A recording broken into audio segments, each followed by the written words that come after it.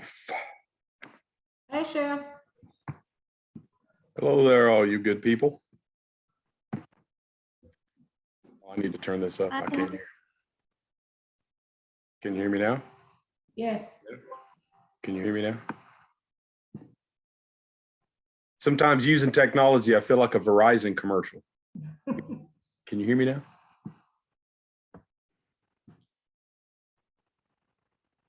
All right. Everybody have a good week. Everybody have a good weekend. Any Arkansas Razorback fans? If you're an Arkansas Razorback fan, you had a great weekend. If you're a Brigham Young University fan, go Cougars. Had a great weekend. And that's all I have to say about that.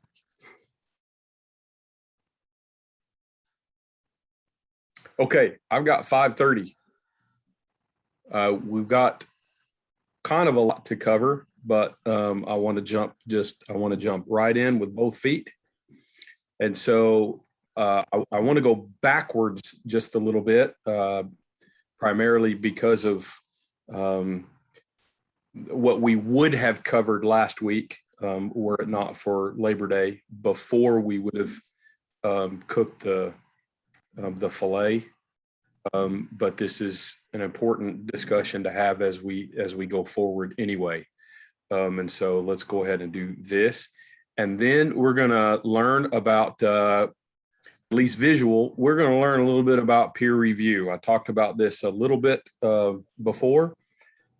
Tonight, we're going to do a little peer review. And then I want to talk about sous vide and kind of get you ready for this week. I posted a video. If you've already seen this week's videos, you might have seen it. But if you haven't yet, if you've never done sous vide, if you don't have an immersion circulator and all the equipment and all of that, no worries, no harm, no foul. I'm going to show you here, and I've posted a video I found from somebody else, but I posted a video that I kind of call the poor man's sous vide, how we can accomplish the technique without spending a few $100s and investing in new equipment and all that kind of thing. So that's what I want to cover in the time that we have. And let's go kind of fast paced. Let me open this up first.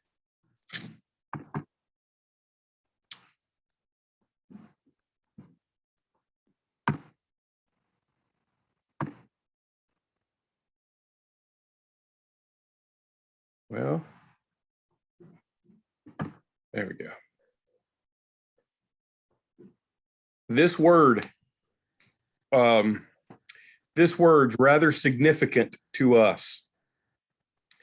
And I think if we really don't pay attention to any other principle of physics in relation to food, this is one of our most important, because this is flavor. Maillard reaction is flavor. That's where flavor really is developed. And so, if we've grown up with kind of gray pan, I'm going to call it pan boiled steak, when we just fill the pan up with, just pack it with meat and it ends up steaming and boiling inside of itself. It's kind of flavorless.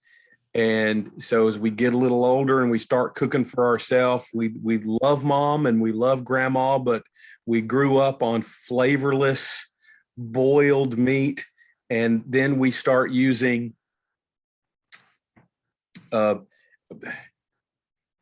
Auntie Jane's secret rub and the secret sauces and the bottled marinades.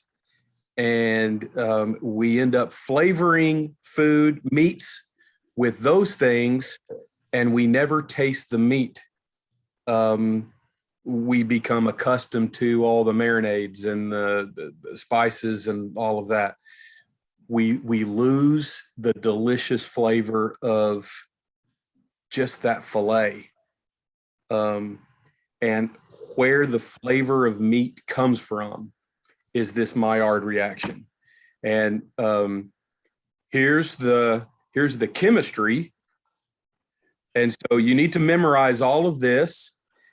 And no, not really. I'm not going to explain any of this at all because I can barely say pyrazines and pyrols and the aphrodisiminins and the acclimatimums and the oxyphilippides.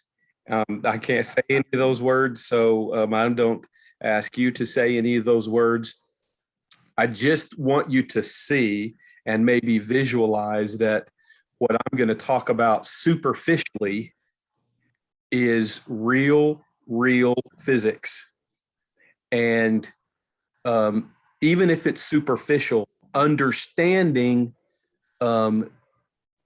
this part of food and cooking physics makes a world of difference in what we do every single day.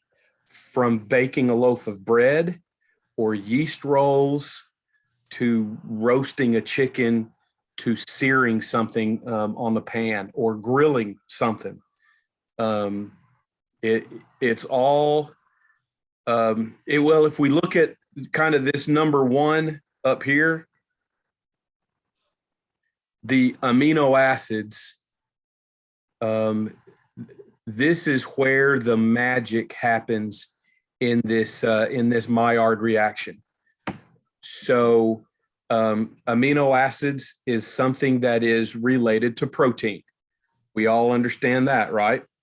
And if we don't know all the amino acids, that's fine. I don't know all the amino acids, but it is associated with protein. Does a loaf of bread have protein? When you bake a loaf of bread, think about this. Is there protein in bread? If there's not, say no. If there is, where might there be protein? In the egg, Andy, say that again. in the eggs, Egg? Yes, egg protein. Is there any other source of protein?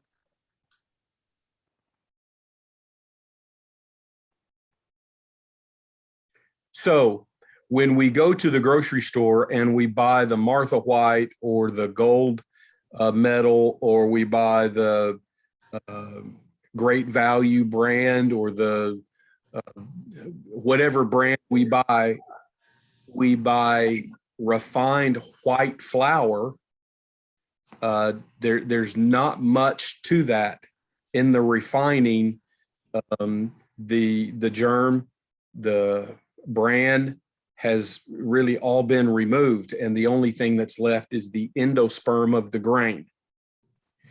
If we work with whole wheat, cracked wheat, if you grow it yourself, there is, not as much as beef and chicken and fish, but there is a significant protein content in grains.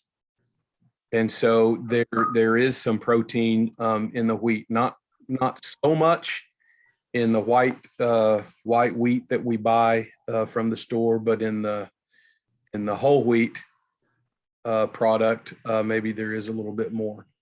Well, those amino acids, those proteins, then are introduced to heat. And the significant thing about the Maillard reaction and how the Maillard reaction happens is high heat. Not so high that we burn right away. That burning, the charcoal taste, that's when these amino acids go into a process called it skips over the Maillard reaction and goes right into pyrolysis. Like a pyromaniac burning things up. Pyrolysis is the process of almost immediately turning these amino acids into carbon. That's where we get, charcoal. You overcook a steak, or that little narrow tip piece of chicken that you've taken off the grill is burned almost to charcoal, and you still eat it because the whole chicken tastes really good, but you get that one little grainy bit of charcoal. That's pyrolysis. The Maillard reaction is when we get just this beautiful brown crust. And there are certain amino acids, when we look at them under a microscope, they look almost just like sugar. There's a crystalline structure like sugar.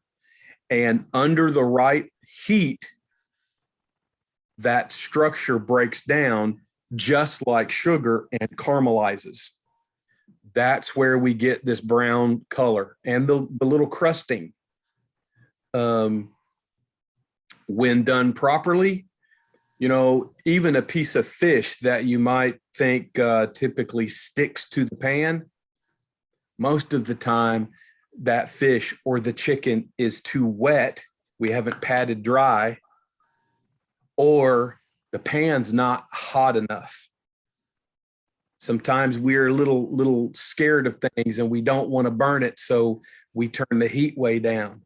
Well, the Maillard reaction happens under enough heat that you hear the sizzle right when that meat touches the pan. Does this make sense? Do we all understand what I'm talking about? That sound when you lick your finger, you put a little moisture on your finger and you touch the iron before you iron your shirt, just to see if the iron's hot, and you hear that psst.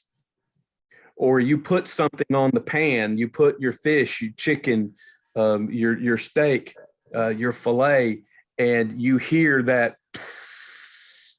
That is a beautiful sound. That's the Maillard reaction happening. And even if there's very, very little oil or no oil, when properly executed, something like chicken or fish that would typically stick, when that Maillard reaction happens, the caramelization of those amino acids, the protein sugars, that meat will release itself from the pan. That's when you know it's time to turn. You shouldn't have to work at it a lot. No, this is something that we practice. This is something that we perfect over time. And we've got several things this semester that directly and indirectly focuses on this Maillard reaction. And so when we grill this week, when we sous vide, and then a few other things in the future, when we do sous vide is a combination cooking method.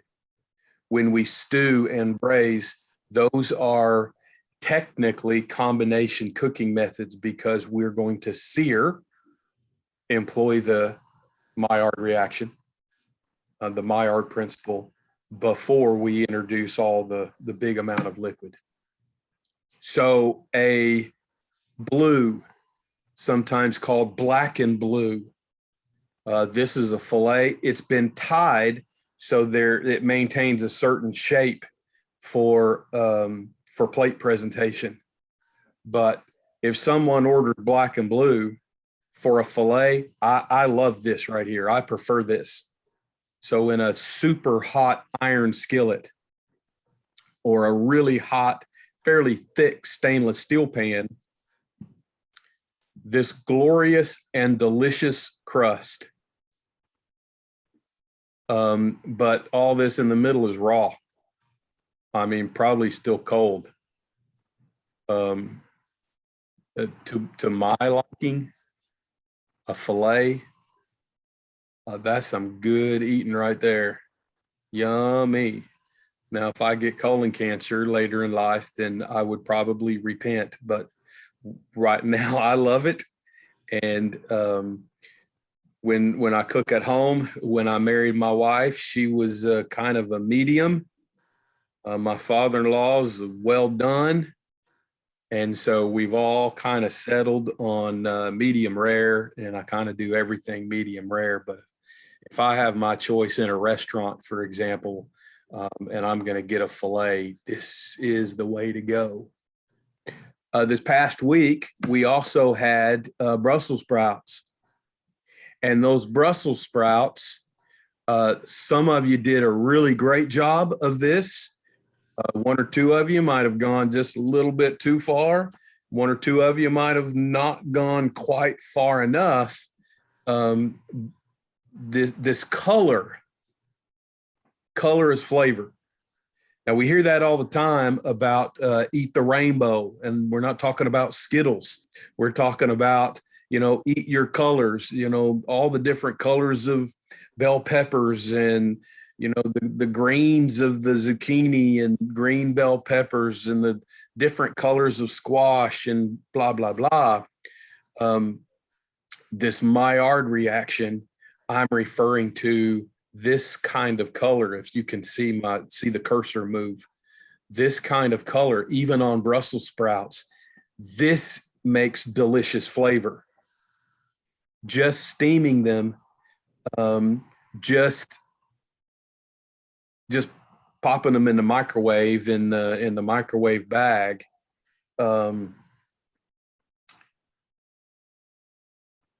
Doesn't create the wow kind of flavor.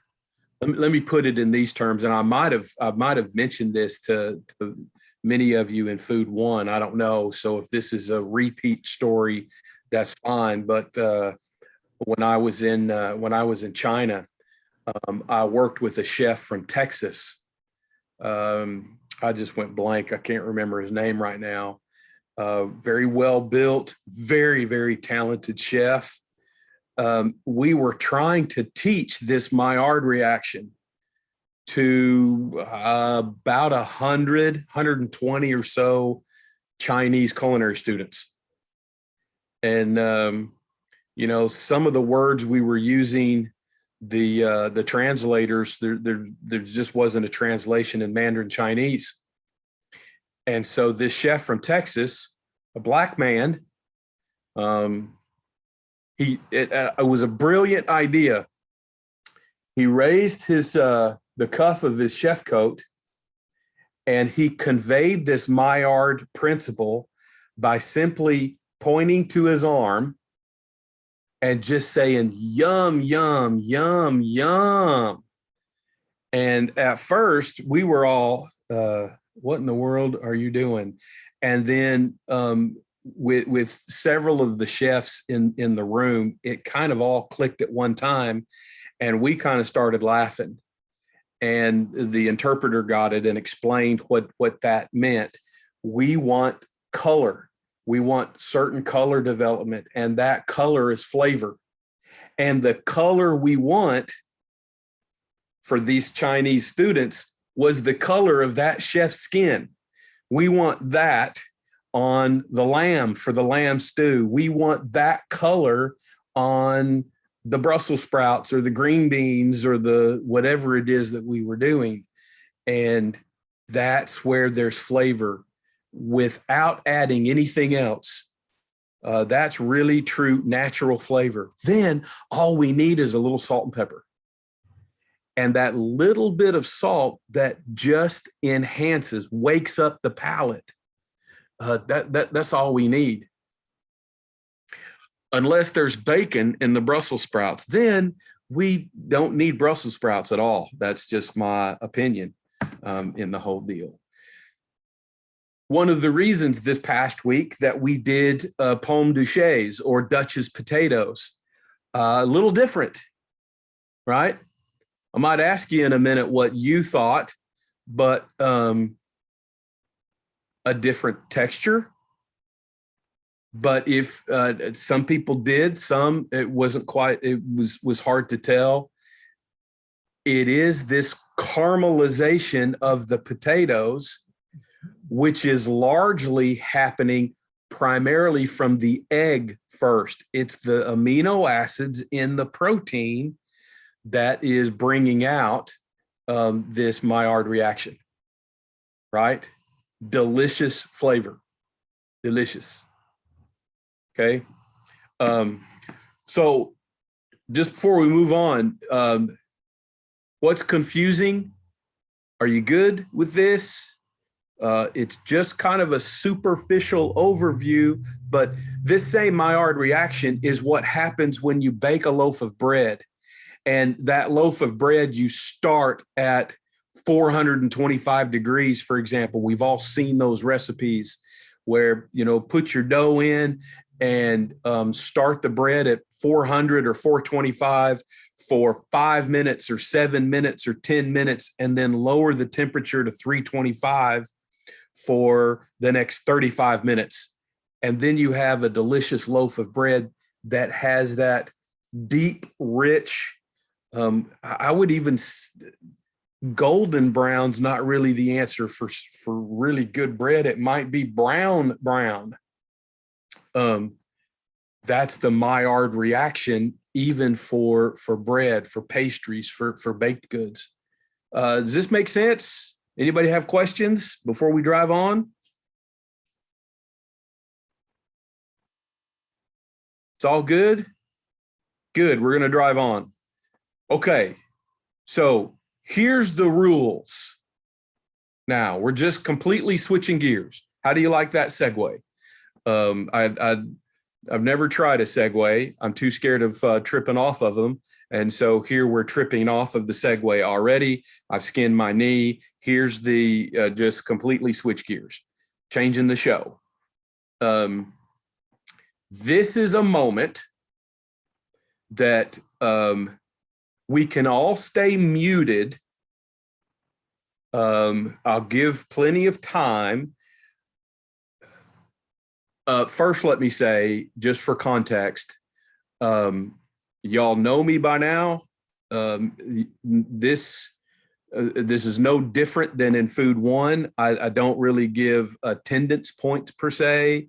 I don't give participation points. But for this to be a rich learning experience, I would like everyone to participate in this way. When you have a comment, unmute and just blurt it out. Okay.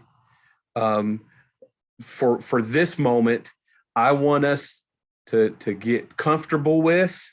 I want us to get used to giving feedback on each other's dishes verbally. Okay.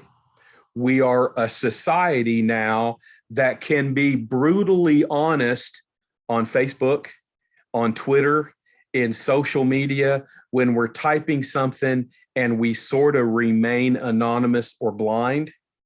When we're in the restaurant, when you are the sous chef in an operation, you have to give feedback, positive, corrective, and you have to do it right then in the moment, especially when it comes to the dishes that are about to be plated and served to your guest. Do they meet your standard? Right now, we don't really have a standard. And this is something that I don't want to give you specific rules, but we'll all kind of progress together throughout the semester.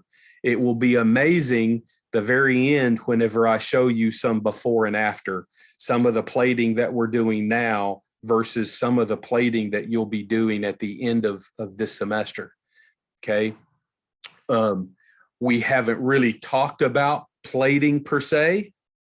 And so that's okay.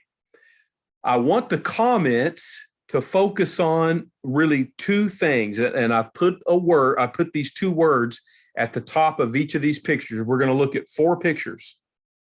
We are not going to identify. I don't care if you do yourself. Nobody else knows, nobody else has seen but me.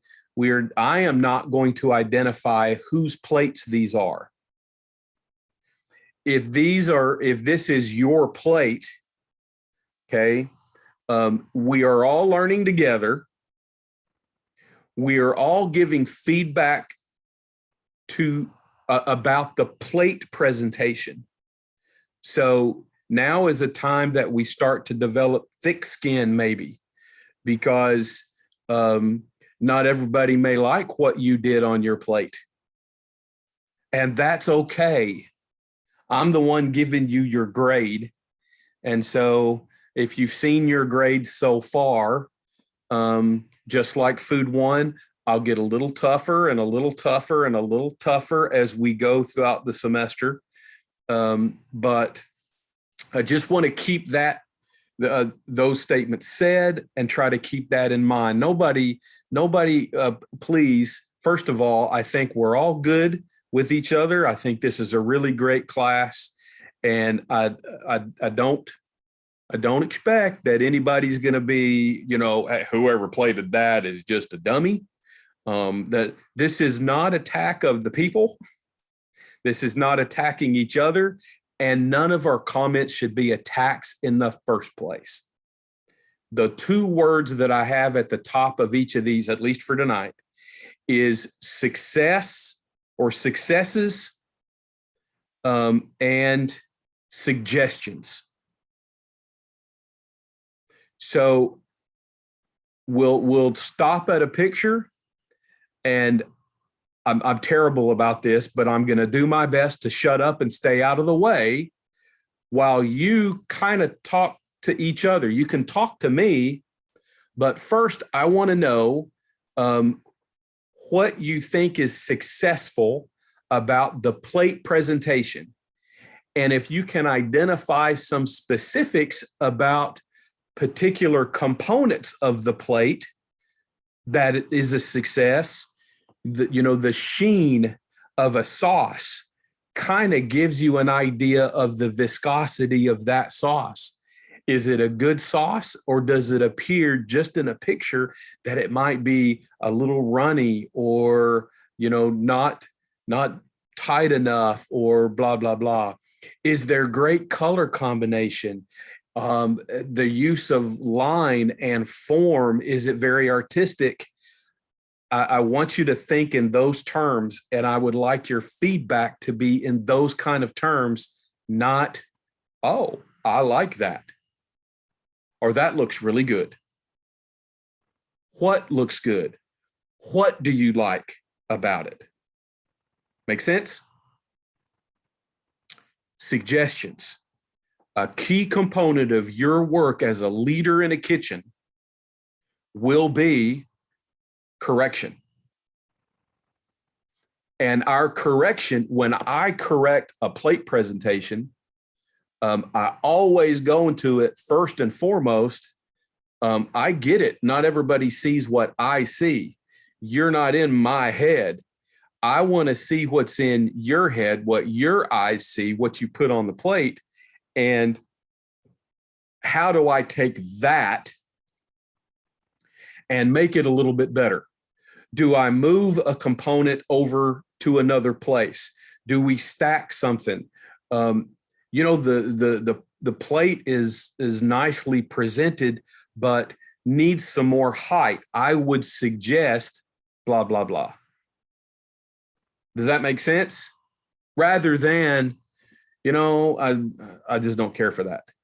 Well, what do you not care for? How would you make that plate different? All of these plates are going to be different, plated different. I take them at random.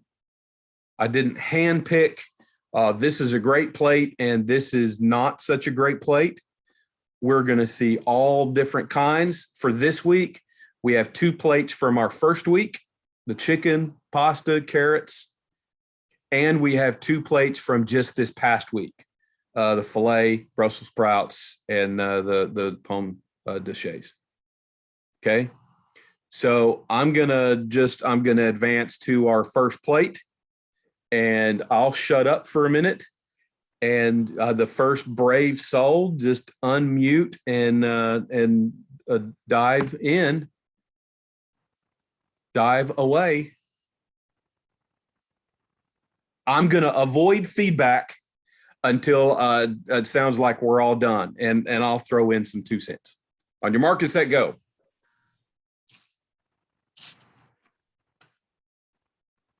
Okay, I like the plating. I like that the chicken has like some height, and I think the little side. I like things on the side, so I like the little side dish of the sauce. I think that looks really nice. And they That right used here? yes, I really like that. And I think there's enough white space in the plate that it doesn't make it look like you're gonna, need like a doggy bag. That looks like a good, portion of food to me.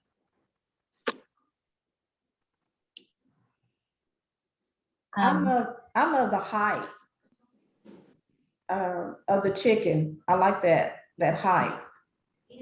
That looks really good. And I see I see a little of the pan sauce. I think a little bit more of that maybe could have been drizzled maybe over the chicken a little bit more. And the carrots, I actually don't see the glaze. I mean, but I love the way it's plated. It's got a lot of negative space that's really good, but I was just looking at the carrots. I really don't see the glaze. But overall, it's I'm really in love with this height. I like the way they did the height. Okay.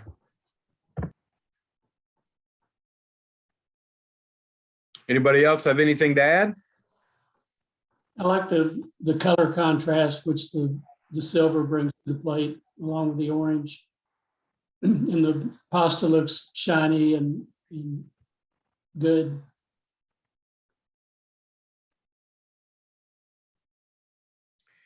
What would you suggest, anyone? Are you completely satisfied? Is this a winner of a plate? Or would you suggest anything?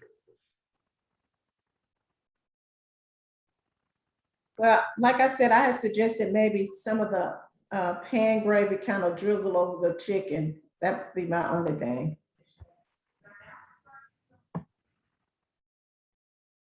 Okay, anybody else?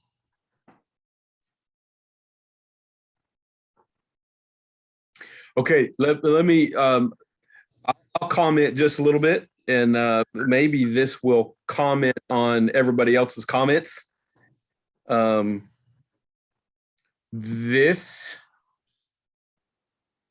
the kind of stacking, the kind of crisscross, which creates some height that several of you pointed out.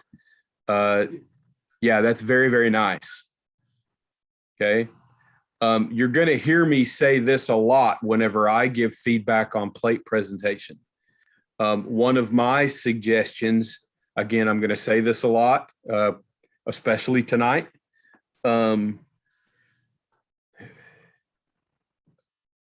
Let me preface this by saying we don't know what we don't know.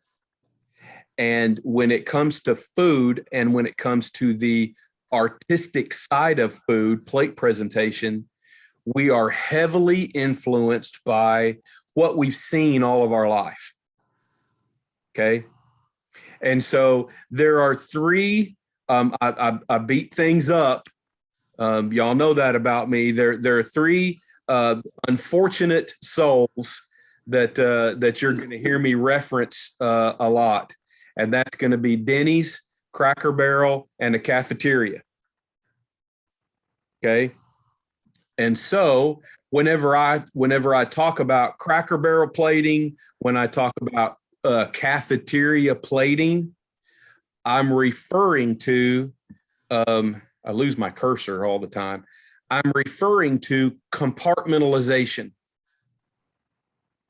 You know, we're influenced by this, maybe from our kids. I don't want my green beans to touch, my peas are touching the potatoes. Now I can't eat any of it. And we got to have a little pile over here and a little pile over here and a little pile over here. Is there a way to bring all this together? It's okay for the food to touch. There's no rule. I didn't place any rules. Could the carrots and the pasta have been tossed? Now, San pointed out, I really don't see any glaze.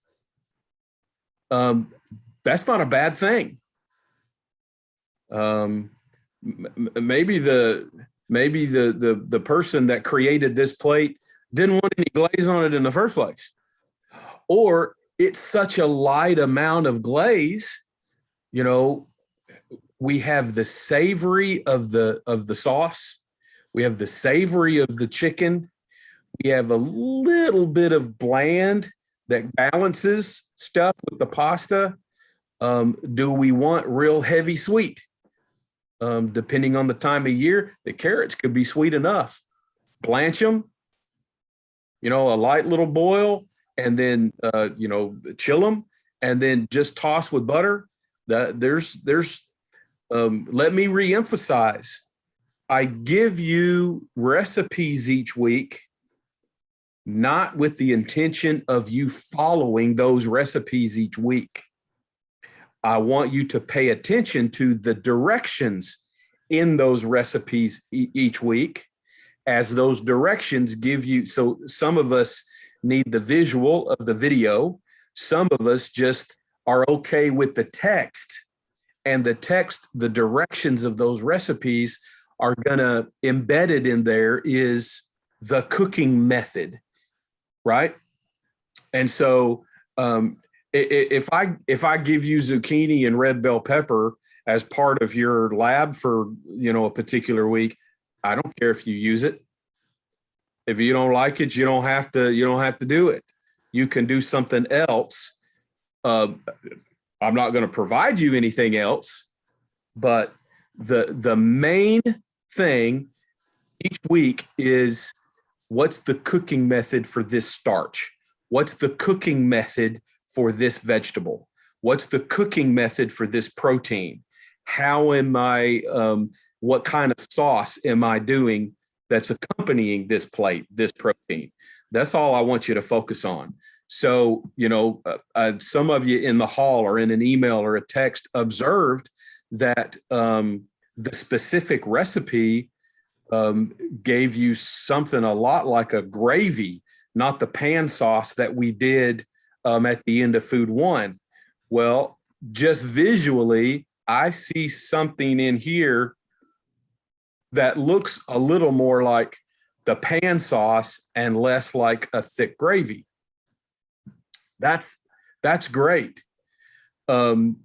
Somebody, San, you might have said a couple of times you'd like to see maybe some of the gravy, some of the sauce poured over the chicken, presented that way.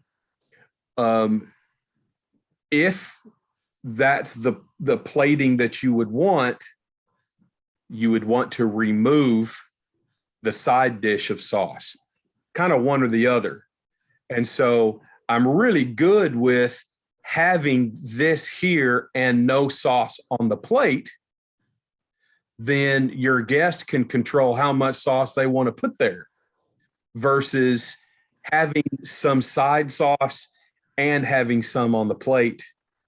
But if I'm going to have this for future reference, for the good of the whole order, this is best to serve on the side off the plate. This is very difficult for a server to carry from the kitchen out to the dining room. This can slide, and anything that can slide on the plate can slide on somebody's shoulder, can slide on somebody's head, can slide into somebody's lap. And I promise you, the restaurant owner's not going to want to dry clean somebody's clothes. And you don't want to ruin someone's outfit when they're on a special date before heading to the concert or the big show or whatever. Terrence, you got a question? What's up, my man?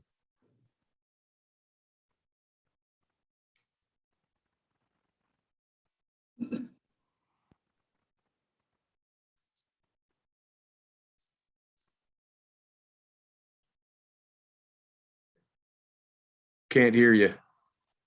Can't hear you. Can see you.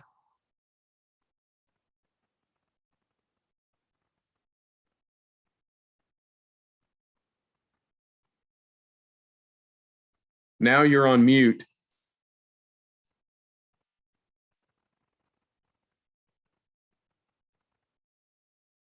Can't hear you. You got a microphone issue. How about this? I can try to pull this up, at least on my screen.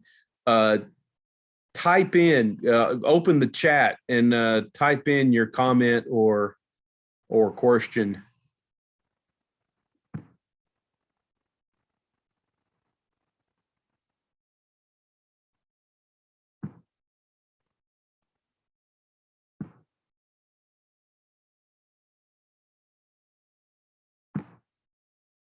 I'll pull the chat open here.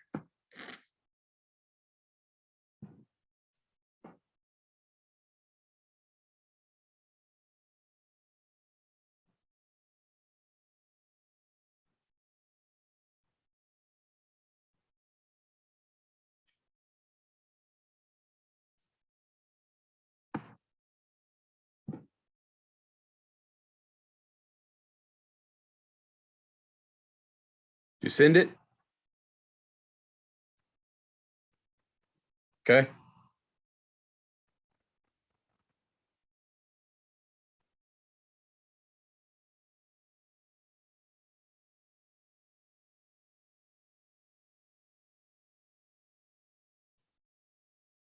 Ba, ba, ba, ba, ba, ba, ba, ba, ba, ba, ba, ba. Ba, ba, ba, ba, ba, ba, ba.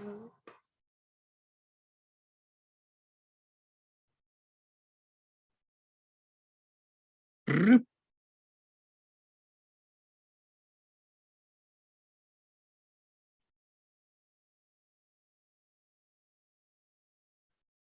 Okay.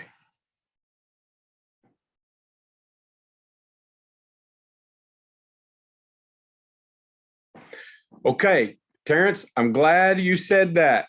Okay. If you have the chat up or not, let me just, so Terrence likes the color. As Gordon Ramsay says, no color, no flavor. Let's go back to what I mentioned, that chef from Texas with me in China. Yum, yum, yum, yum. You know, that's color is flavor. Color is flavor. Remember that. Color is flavor.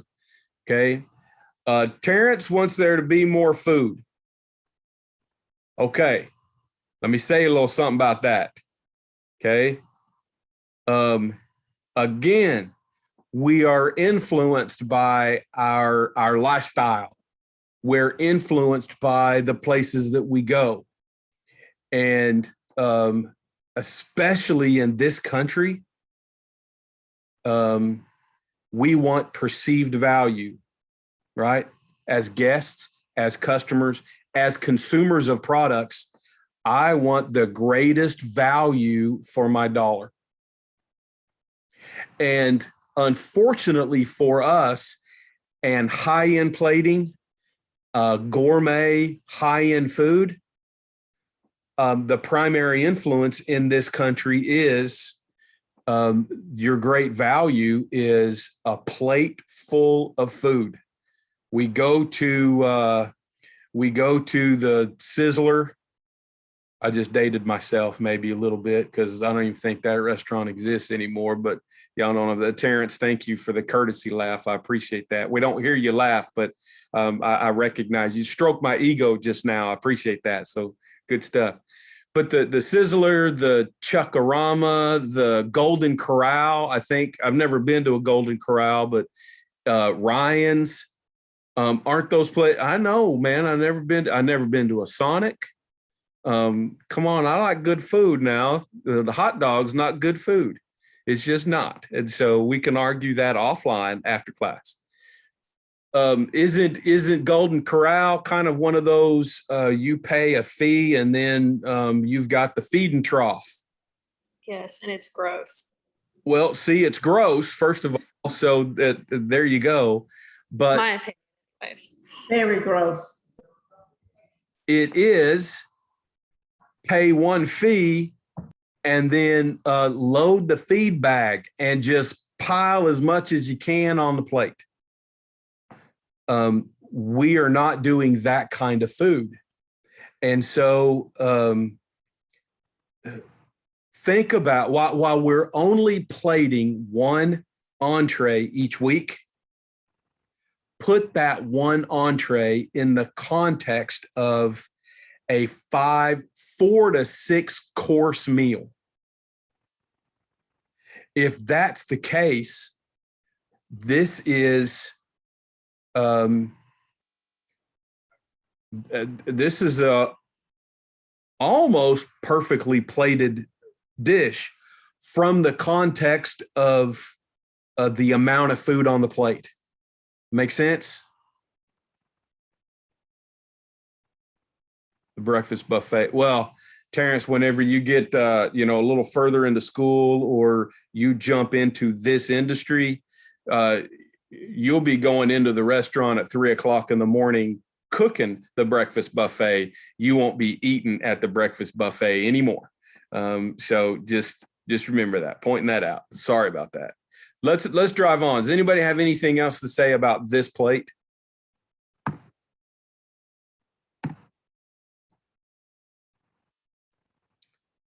Same two things. What's strong about this plate, and what would you suggest to be different? On your mark, set, go. Terrence, you still have a comment or a question? Take your hand emojicon down. If you just hit it again, it'll go away. I'm all about the. Sure, there's pan enough sauce. I like it. flavor, enough color for flavor on the chicken. More. Yeah, I was just gonna say about that pan sauce. I like that pan sauce on there. I'm all about that. And I love the look of those carrots. They just pop. It just looks like sugary goodness. It is really popping. And I like the idea of the look of the, what is that? Is that that leaf? What is that? Looks like parsley, probably Yeah, flat it looks leaf like- parsley. yeah. I like that, but I would move it like a little bit closer to like right in here, right about the, I think it's too far away from the plate. I think it could have been a little bit closer to the, where the pasta is. So move it to in here. Yeah, right in, yeah, like, yeah. Okay. I also like the look at the pan sauce. I think that really looks appetizing, and I like the addition of that leaf, which kind of ties in the garnish that's on top of the pan sauce. And then since orange and green are sort of complementary colors, I think it's a great a great use of color. Okay.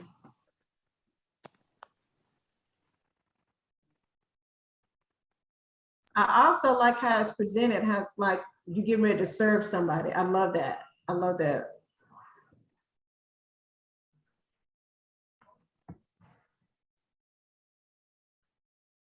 Anyone else? Bueller? Bueller?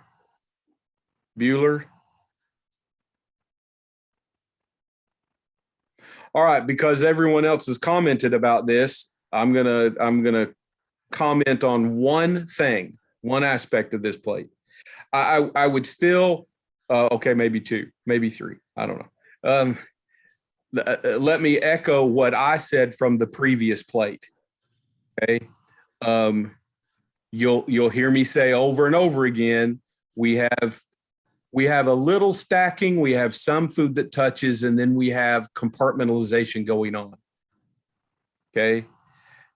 That in and of itself is not a bad thing. You're going to hear me, just so that there's context, week after week after week, you're going to hear me beat that up. Avoiding compartmentalization. And I'm doing that so that you understand, I'm doing that to break us all from the habit of, I've got 15 weeks and our first week is a bust and our last 2 weeks is practical exam and written exam. And so what does that leave us? 12 weeks to break years, a lifetime of habits when we grew up with the roast beef or the meatloaf and the pile of mashed potatoes and the peas. And the kids complaining. And when you were a kid, you probably complained, I don't want anything that touches, and it's all touching and no touchies. And you know what I mean?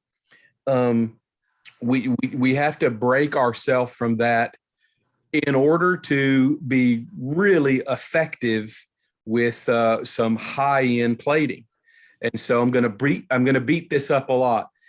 This is not, and the previous or complain as an adult, Christy. Yeah, I think y'all gather that I complain a lot about just eating vegetables in general. All you people that eat all the vegetables, you're not leaving enough feed for the pigs that give us bacon, and that's really what life is all about for a pig, is giving us bacon and all of that. This is not bad. I'm not saying anything is bad. I want to break us from compartmentalization and not thinking that way. Now, the real issue I take is what most all y'all liked. You liked the parsley. Now, there was parsley in that week's basket, wasn't there? Wherever you use the parsley is okay. We want to avoid that key lime cheesecake that has a little dollop of whipped cream and a mint leaf coming out of the cream. It's a beautiful color. It pops. This is beautiful color on the plate. It's good looking parsley. It's not wilted. It's not nasty, right? But you have the parsley here already. And the parsley that's sprinkled is itself the color pop. If this needs a little, I always lose the cursor. Here you go. If we need more, could I have tossed the pasta with a little bit of parsley? Could I have tossed the carrots with minced parsley? Was it Kathy that pointed out that green and the orange are complementary colors? And how much more of a pop would the green have been at the end of cooking, not cooking the parsley in with the carrots, because they wilt, they go dark, they shrink down, kind of lose the parsley in that. But just before plating, that's, that bam, like Emerald Lagasse, that little sprinkle, and then toss the carrots with the fresh parsley after they're cooked, right as they're going on the plate, and avoid the mint leaf, whether it's parsley or that's going to the Denny's plating. All of us can recall, most of us that are on right now are old enough. We can remember going to the steakhouse, going to any kind of restaurant, and garnish was a twist of orange, maybe a little lemon twisted in there, and a maraschino cherry stuck in just right. So you got orange and you got the red, and that's sitting off on the corner, and oh, that's really pretty. Those are old-fashioned days, and going forward, we want to avoid plating like that. We want the garnish to come from the food itself. And as we go, I'll be showing some examples. So when we talk about sous vide, the last two pictures you're going to see tonight, this evening, are going to be two contrasting plate presentations of essentially the same idea.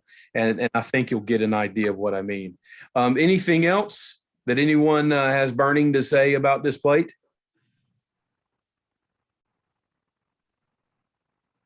Let's move on to the fillet of beef, as Terrence has already reminded us of Gordon Ramsay. So on the fillet of beef, let's go to the fillet. On your mark and set, go.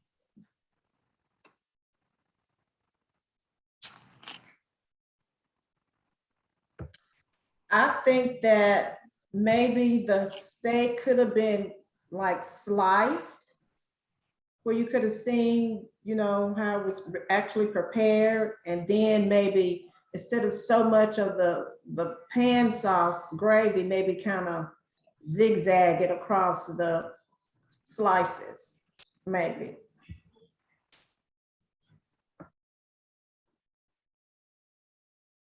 I do like the way the potatoes, though, are sort of spread around as opposed to put together.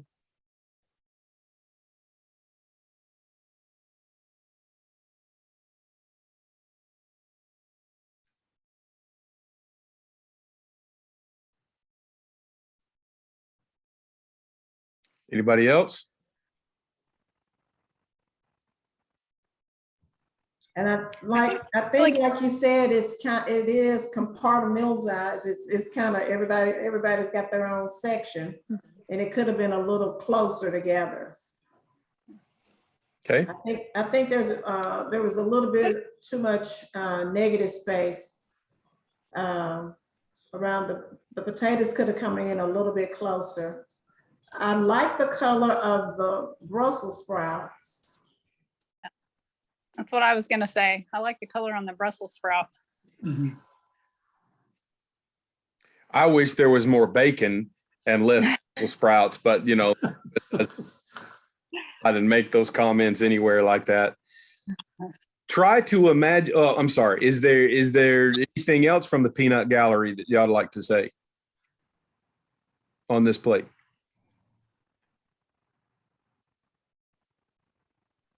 All right. Try to visualize this in your mind. Okay. And maybe this will give you a couple of ideas already to think about in the future. If the potatoes stayed exactly where they are, fine. If the filet moved over just a little bit, and even where, to me, I see kind of a natural line that goes, if you can see my cursor, the line kind of goes this way. Well, if I adjusted the angle of the fillet so that this line goes this way, like potato to potato. So I just scoot this over a little bit. Now work with me here. See if those of you that are artistic and have the right brain thing going on, you might be able to see what I'm describing, what I see. Number one thing, and you may, if those of you that are taking notes, you might want to make note of this. We've not talked about this before, but I was waiting for this opportunity.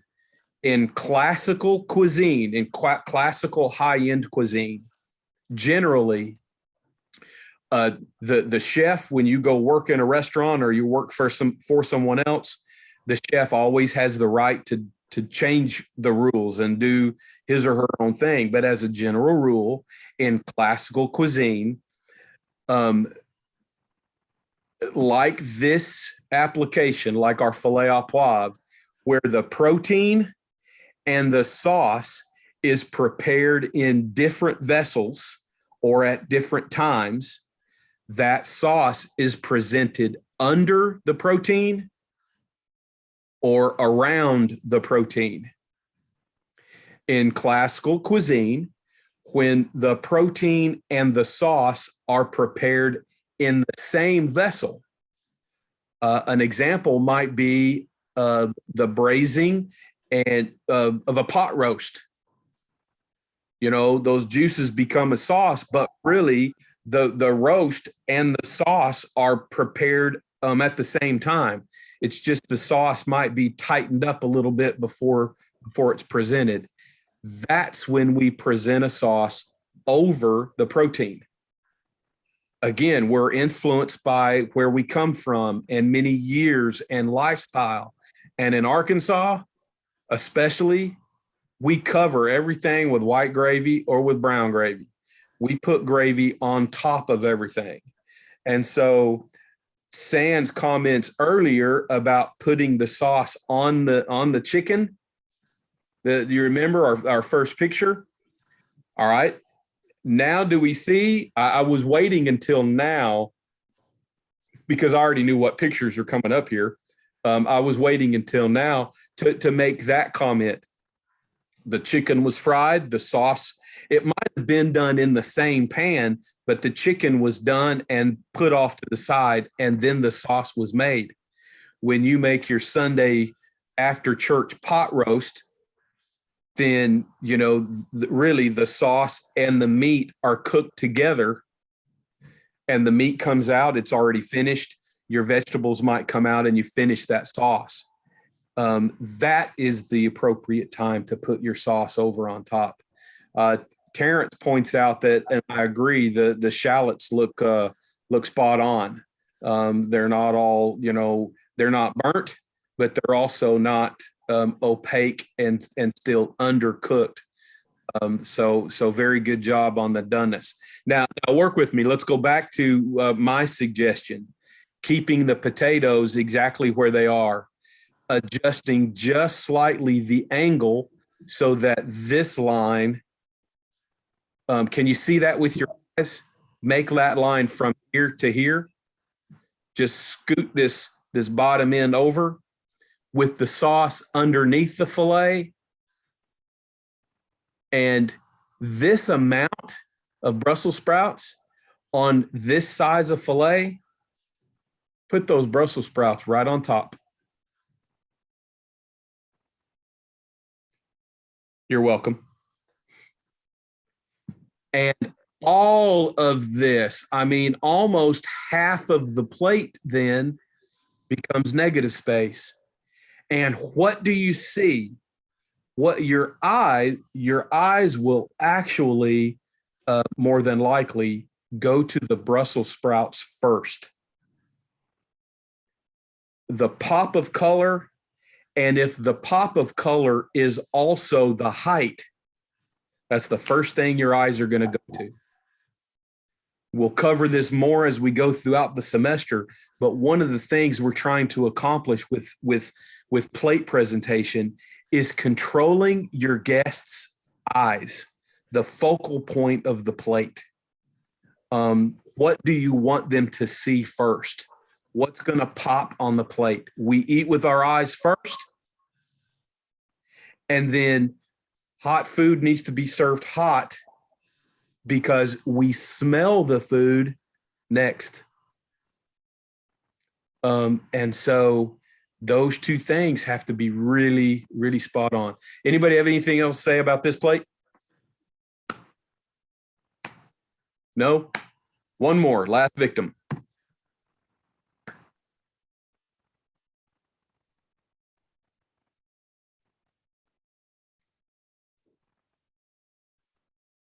So it's definitely not compartmentalized. I like that it's kind of like lined up, like there's different colors of lines. I like that composition.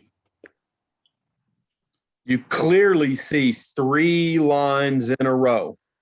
Mm-hmm. The color on the sprouts is good. Yeah. And you know me I like how the meat is sliced, and then with the pan sauce coming down, I like that. And I can see some on the potatoes as well. I like how they did the potatoes, actually. I like that design of the potatoes. It kind of goes with how it's lined up.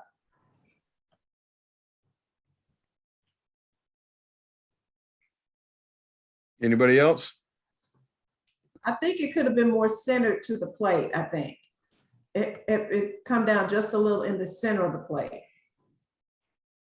Maybe.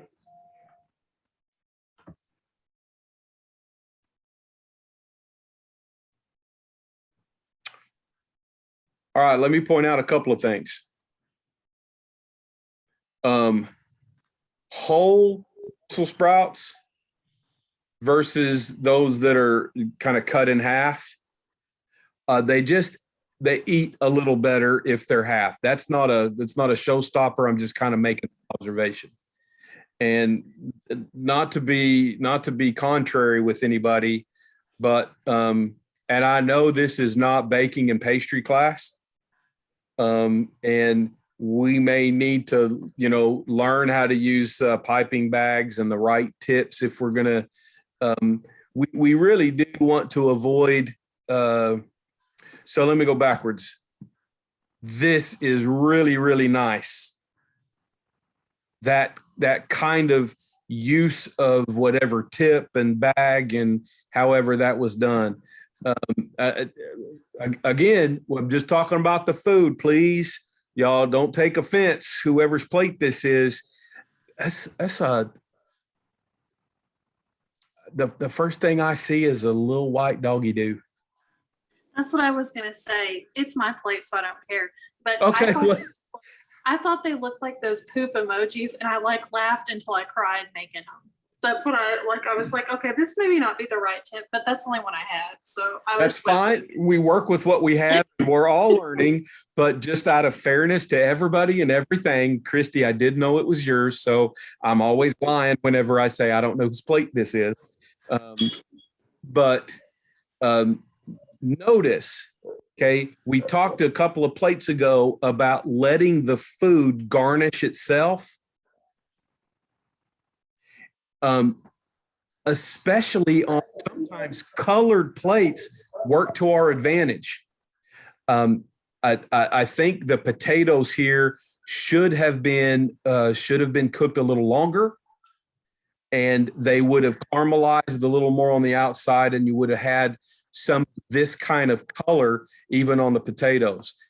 This on a white plate can kind of get lost, but this colored plate, this already pops. And this color combination, especially with the sliced filet, and it's cooked to medium. Medium has really nice red color. And that's nice. The green, the blue, the white, all works together. If this were in my restaurant, and the potatoes had already been cooked. You don't want to eat potato, Cruz?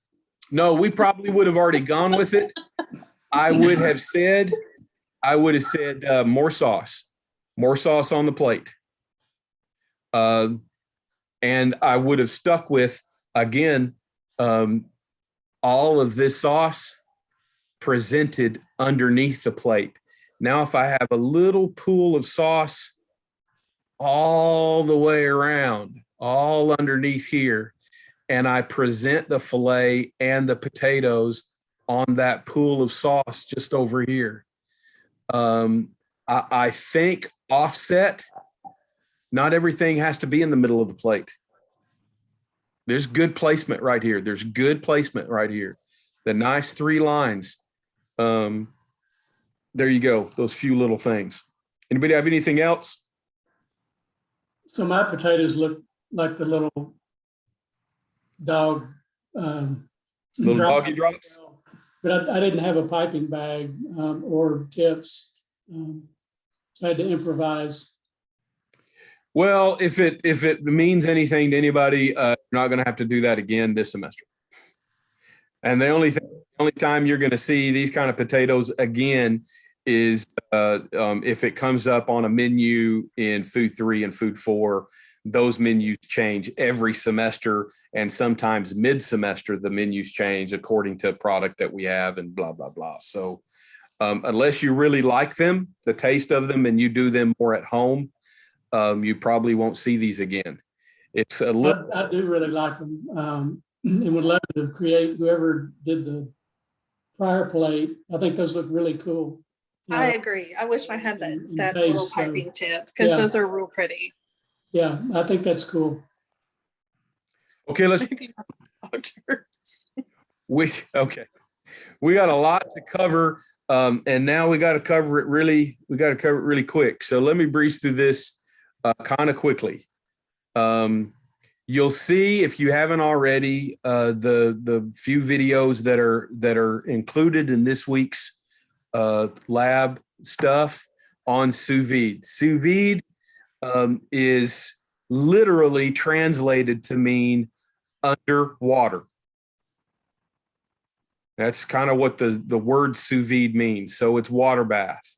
The key component, there years ago, there were big fancy contraptions and certain almost like tabletop ovens that you did sous vide in. Now today, any one of us, I've got a couple here at home. You can go out on Amazon and you can buy an immersion circulator. It is very simply based on the same principle as the heater of a tropical fish tank. The water is already circulating, but you have an immersed heater. Okay. In these little holes, if you can see where my cursor is, inside this device, you have a little, like a fan blade. Okay. I think there are usually 3 or 4 blades, and that's spinning. That spin circulates the water. Up here is, most of these are digital. And in fact, I think they're all digital. It's a digital temperature control. So there's a thermostat, and you can raise and set the water, and it will be maintained in about a 0.5 degree. The very good high-end immersion circulators.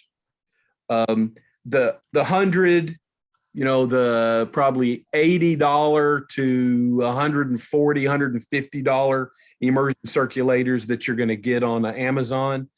That's going to keep the water temperature inside of about a 2 to 5 degree range. And for what I do at home, that is more than adequate. I don't need to stay in this precise 0.5 degree.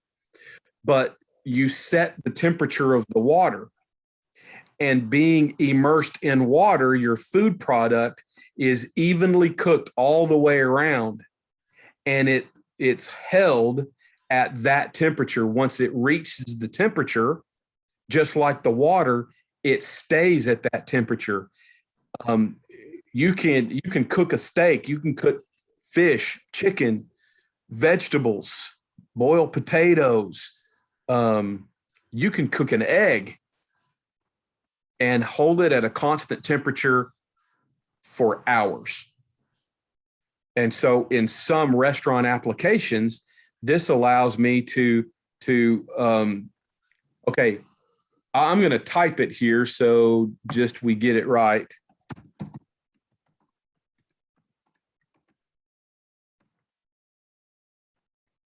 There, does everybody see that on the chat? It is an immersion circulator.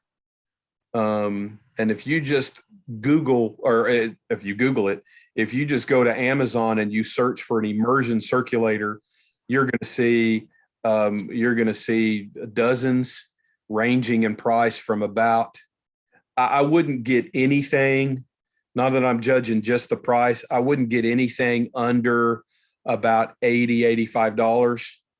And there's really no need to spend over $250 for something that you're going to use for home use. An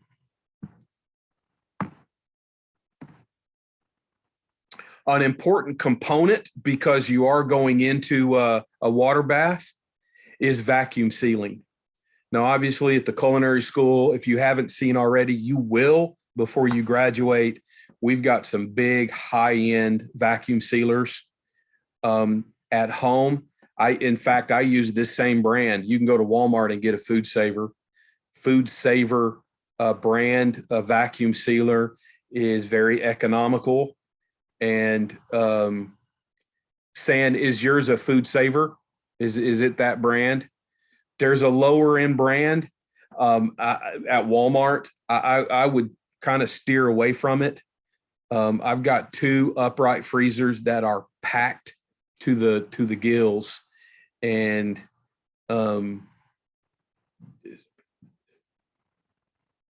breaking down whole chickens and vacuum sealing those so they don't freeze or burn, and you'll have stuff last a long, long time. But vacuum sealing, what you're going to cook this week is a pork tenderloin. Okay, that pork tenderloin, if you vacuum seal it, that sucks everything, your herbs, garlic, onion, or shallot, whatever liquid you may add, whatever you do to it, even just salt and pepper on the outside, you're going to suck all of that in. Now, the poor man's vacuum sealing and sous vide cooking is not going to be quite as effective, but you'll get this combination method. This is the poor man's vacuum sealing. Okay, I have a Ziploc bag. I have product just in a regular Ziploc bag, and the zip is open. You can't really tell that, but it is not zipped closed. What I'm going to do is place my bag in a dish of water. And I want to get that as far into the water as I can. If I want a vacuum seal, I want to carefully do that all the way to the lip of the Ziploc bag, and then zip the bag closed. It essentially vacuum seals, and without getting into naval language and stuff like that and talking about displacement of water, displacement of air, it's barometric pressure versus water pressure. We're not dealing with water pressure like at the ocean floor, but it is just in this pan of water. In one of the sections of your sink, half fill it with water or something, with a stopper in it. You have enough water and enough water pressure that is going to completely drive all of the air out of the Ziploc bag as you place your bag and product under the surface of the water. Okay, you want to do that carefully so you don't get all the way to this point and then you have water rushing into your Ziploc bag. Does that make sense, or have I totally confused everybody? You don't need a vacuum sealer for this assignment. You need to put your stuff in a Ziploc bag and then run some water in a stock pot or just in one of the pans of your sink, and then place that Ziploc bag with all of your product in it, place that Ziploc bag into the sink. And you may have to use both hands. Pull that bag under the water, and the water pressure is stronger than the air pressure inside the bag, and it's going to push all the air out. It's going to push air out instead of pull air out. But what you end up with is an airtight, sealed bag.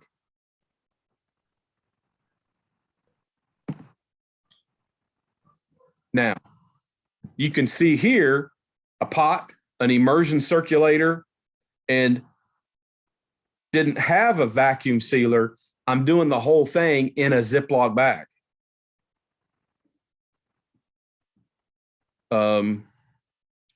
I can run a pot of water on the stove, and I can use my thermometer to check all the time to maintain a constant water temperature. That's a little tedious. You can also I'll go to that in a second. I didn't have a picture for this. You can also use your crock pot. Your crock pot is kind of an equal temperature environment. Fill your crock pot with water, heat the crock pot up. It'll take maybe an hour, depending on your crock pot. Check your water temperature. Every crock pot's going to be different, so I can't comment on, do you set your crock pot on low or medium or high, whatever temperature you want. Sous vide is intended, if I want my pork tenderloin to be 130 degrees, I set my immersion circulator to 130 degrees. And then pork tenderloin is going to reach temperature at about 90 minutes, an hour to an hour and a half. But after 90 minutes, it's there. It's being held at that constant temperature, so long as you keep your water bath at that constant temperature. Then you can hold it for hours. You can't hold it for days and days, even though the water stays temperature at a constant temperature. Okay, you can't do that because you're going to start to break down the protein fibers. That constant temperature is going to hold okay for 6 or 8 or 10 hours, even depending on the type of meat it is. But all the tests that have been run, from 12 hours to 18 hours to 24 hours to 48 hours to 72 hours, it's food safe. But, after about a day and a half, even a delicious filet is going to be a chalky pile of mush. You'll still see steak, but it's not one you're going to want to put in your mouth just because of the texture. The reason this is a combination cooking method is because I'm going to use the water bath, but remember our discussion of the Maillard reaction? That is something we're going to do as a final step to develop the last and final flavor on here's a whole pork loin. You can do the same thing with a pork tenderloin. Now, I'm just going to tell you this, regardless of exactly the recipe. I don't remember the recipe that I gave you. All of the juices that are collected in the bag, if you can remember, if you can go back to Food One and that very simple pan sauce, use all of the juices in your bag after you've cooked your pork tenderloin, sear it just like this on all sides, put those juices in the pan while your tenderloin is resting, and then turn that into a pan sauce. I don't remember if I gave you cream, but you can use cream. If I didn't give you cream, look up how to mount butter to make a butter sauce or a beurre blanc. And so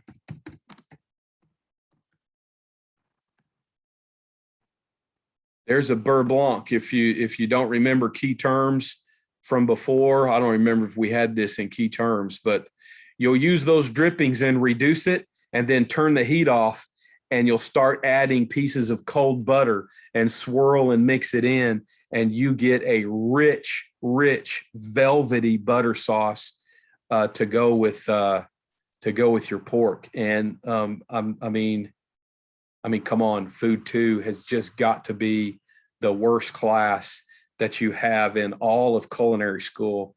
Just having to, oh my, you've got to eat this food, and it's so terrible. Just a couple other things. So, kind of real quick, what you're going to do is first trim your tenderloin. Include that. I think there's one of the videos. I give a little instruction on that, but you can see here right on the side, there's silver skin on any tenderloin. The fat all around is okay. This is very, very lean, And so whatever fat is left is okay. It's that silver skin, it's tendon, and we want to remove the silver skin. Salt, pepper, if you want to add some herbs, here you go. Trim that silver skin. Trying to just remove the skin, the tendon, reserving as much meat as possible, obviously. For pork, the degrees of doneness. Now, we're going to cook the pork at least an hour. And so your objective is to set your sous vide, your pot of water on the stove, or depending on what kind of crock pot you have, if you're going to go that method, trying to be inside of one of these temperature ranges. And you cook whatever degree of doneness you want or you're comfortable with. I'm not going to set a specific degree of doneness for this assignment. So today, contrary to popular opinion and belief, rare, medium rare is safe, is acceptable. But if you want everything all the way good and cooked, well, I'm okay with that as well. You're going to eat this, and so this assignment is not a matter of you accomplishing a particular degree of doneness. That's coming, but this time right now it's not. And for you to go back, just checking this for reference, this evening after the video has processed, when I upload the video, I'm also going to upload this PowerPoint. So if you just want to go back and shoot through the images and get to this, I think I have a chart also. You'll be able to do that, and you don't have to just watch or listen to the video. 2 final little pictures. Okay, 2 plate presentations. I'm not going to take the time for us to discuss and talk about successes and suggestions, but according to the plating that we have done up to now, I think we would all agree that this is, we would have said, this is a decent plate. There's nice color on the plate, but after we've heard Chef Hall's feedback on all the plating, we know that he's going to beat us all up about compartmentalization. Here's cafeteria plating. Now, here's taking essentially the same idea, and here's what I mean by high-end plating. Now, what do you think? We have sauce, we have pork, we have rice, we have green beans, we have sauce, we have pork, we have rice, we have green beans. This is presented center of the plate. I would argue, I believe that's tomato, couple little grape tomatoes, half a cherry tomato, doesn't need to be there. Or do something with it, cook it. There's other things we can do. Slice this off to the side. If you're going to slice, notice how the drips from the slices have kind of smudged the plate. So I'm pointing that out already. Maybe this should have been patted dry, but then there's your sauce. The sauce was technically not prepared with the pork. Sort of was, but really, you know, if I take the drippings and then add that to a pan, reduce, add a slurry of cornstarch or arrowroot, or add butter, mount with butter and make a butter sauce. Like I said before, whatever it is, I really do have a sauce made separate from the meat. And so just a little smiley face, you can go all the way around. There could be a whole little pool of sauce and then this built up from it. We all don't have all of the tools to execute something like this. This rice is built on the plate in a ring mold. Unless you have already gone to purchase some ring molds, which is not part of your schooling. When you go to Food 3 and Food 4, we have ring molds at the school that you will use. You will get ample experience using ring molds, but you can accomplish a nice organized little pile, a presentation with an ice cream scoop. You want to be very careful with cooking spray, but you can use a bowl, you can use a little dish, a light coating of cooking spray, and then one single time put your rice in, pack it just a little bit, and then turn that upside down on the plate. Pull that dish like quick immediately, and with that light coating of cooking spray, there it is. You've got a form of rice.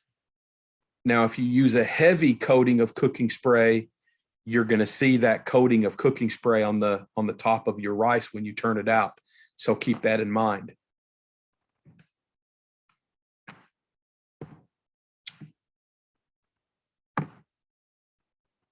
All right. Comments, complaints, questions,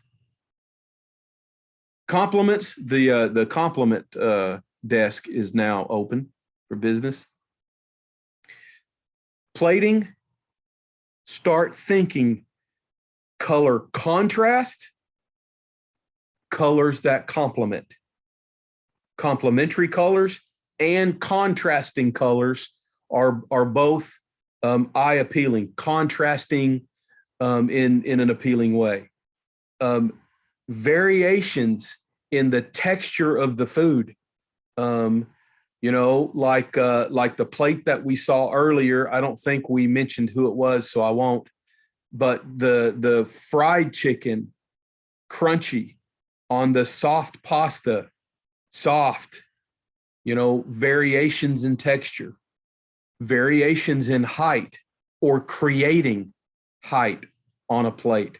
We are so accustomed to here's the plate and everything's the same height because we have cafeteria style, Cracker Barrel style, Denny style, a glob of this and a splotch of that and a plat of this, and that's what's on the plate. Bringing things exactly to the center, but not everything has to be in the center. Pushing everything off to the side, negative space on the plate, lines, curves. What's the motion of the food that we're presenting? Motion frequently is created with the sauce and how you present the sauce. Lines with the sauce. If you cut things and shingle them, shingling is what we call the piece of steak, and the piece of steak that's at an angle on top of that, and the next piece of steak at an angle on top of that, so on and so forth. We call that shingling, like the shingles on a house. I don't give you a list of specific rules because there's really not a list of specific rules when it comes to plate presentation. It is art, and art is in the eye of the creator and in the eye of the beholder. And the most difficult thing surrounding culinary plate presentation art is, I think, an example that I mentioned earlier. I believe I did mention this. Some people will look at Andy Warhol's soup can and see masterful art. Other people will look at Andy Warhol's soup can and see a finger painting of a can of Campbell's soup. Some people will look at a big white canvas with a perfectly centered red dot and see turmoil and chaos and aggression.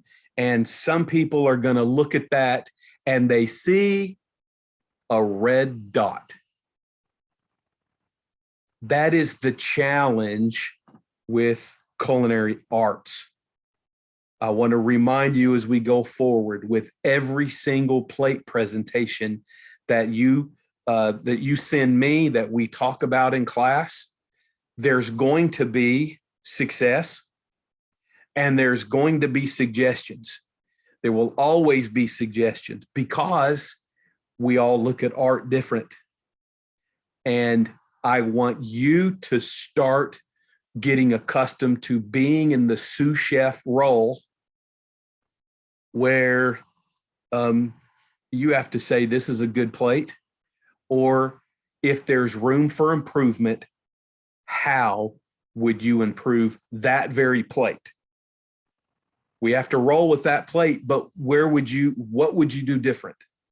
And so as you're articulating that to each other, think about the very suggestions that you're making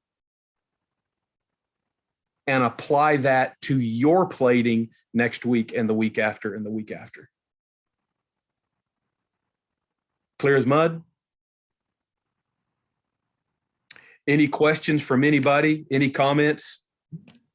Thumbs up from Christy. Thank you very much.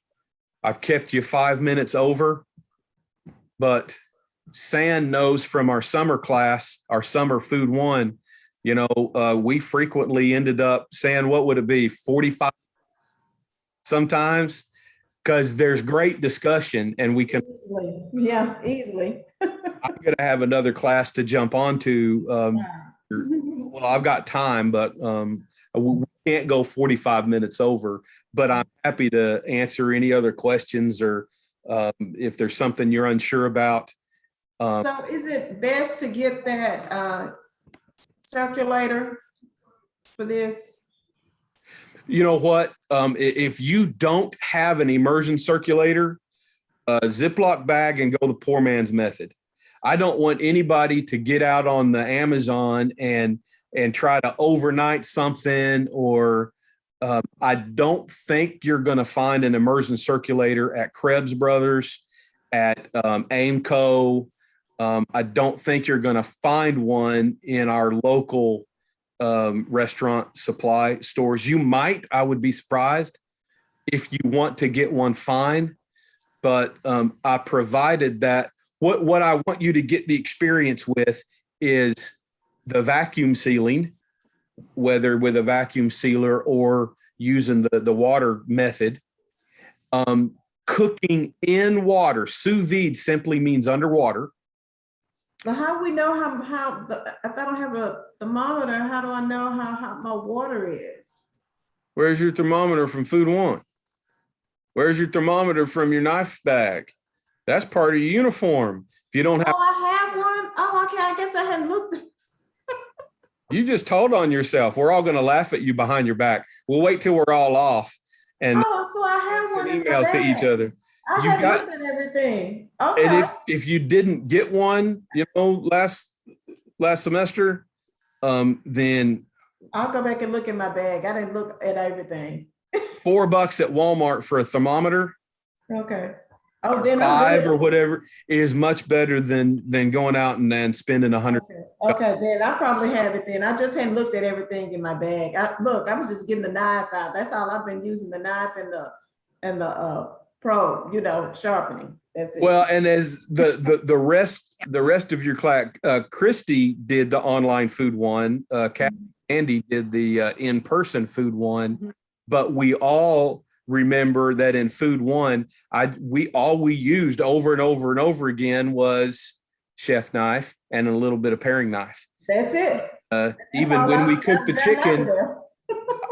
I taught y'all this method. We didn't even get to the thermometer to test stuff because between y'all, me, and the fence post, and if you repeat it, I'll deny it. You're not my friends anymore. I don't like the thermometer. I don't care about a thermometer. I don't use a thermometer, but it is part of our uniform. And I'm a vet. I'm an old soldier that if we have a uniform, then thermometer is part of the uniform. And anyway, there. Okay, well, I'm good then. I'm good. Okay. What else? Anybody? So my crock pot, I went ahead and turned it on to see how hot it would get. And I have to calibrate my thermometer because I don't know that it's reading correctly, but it looks to get up to about 150. So I would expect, I guess, my pork to be about medium well. Is that right?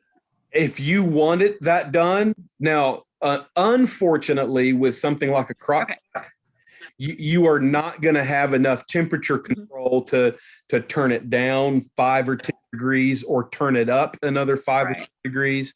So 150 degrees is really going to be ideal for most things. And remember, you're still going to sear at the end, and that searing in the pan going all the way around, you're probably still going to get another 5 degrees or so. You're going to raise the temperature that much more. So you might actually get to well done. But the way this is done, especially if you put a little butter or a little drizzle of olive oil inside your Ziploc bag or your vacuum sealed bag, then you're going to have a lot of moisture. You're going to have a lot of juiciness inside that, inside the pork tenderloin.